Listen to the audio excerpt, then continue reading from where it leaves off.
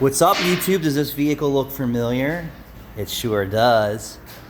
So Rachel tried a different manufacturer for catalytic converters because we always try to supply the customer with the most affordable option versus going with the factory OEM, which I will tell you, if we put the factory OEM catalytic converter on here, they wouldn't be back having me do it for a second. So I need to check the oil, confirm what's going on.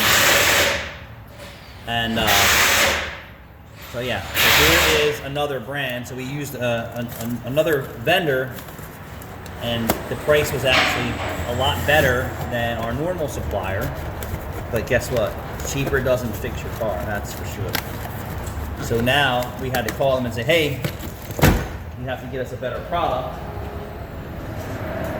or we have to buy it from our better supplier, and you can give us a refund or whatever the case may be. They don't really give a shit, to be honest with you.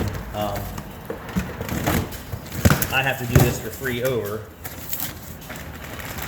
But this is where, people say, oh, I can get that part for $100. And in fact, so factory one we'll just say is $1,000.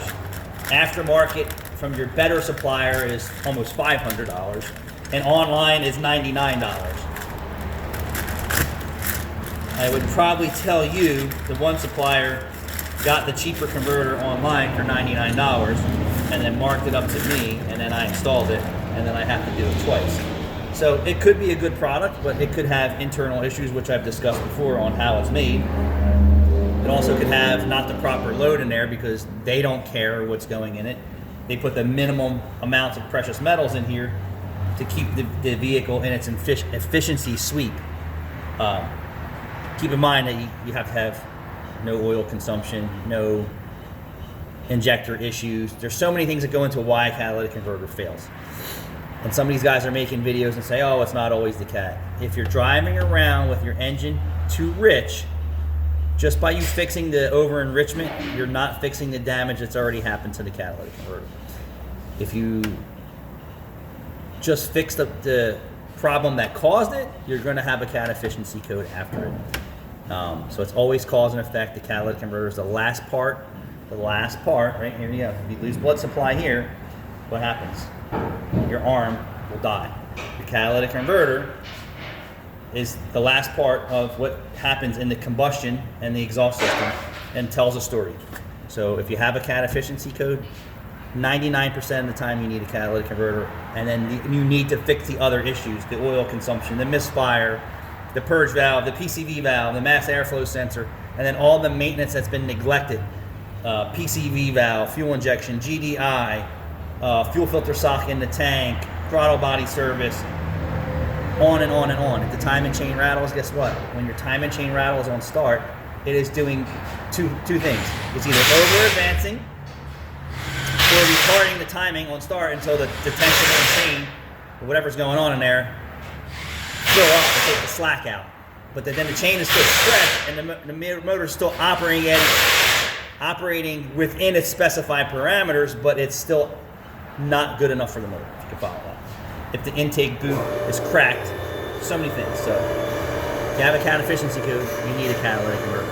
I see brand new cars that come in with 30, 40,000 miles that have a cat efficiency code.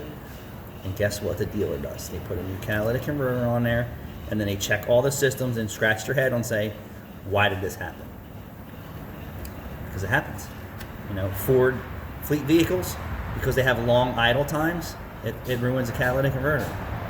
Well, if the engine was properly running, it would not ruin the catalytic converter at idle because the air-fuel ratios should be correct, not overheating the substrate or contaminating it with blow-by and everything else. Cause and effect.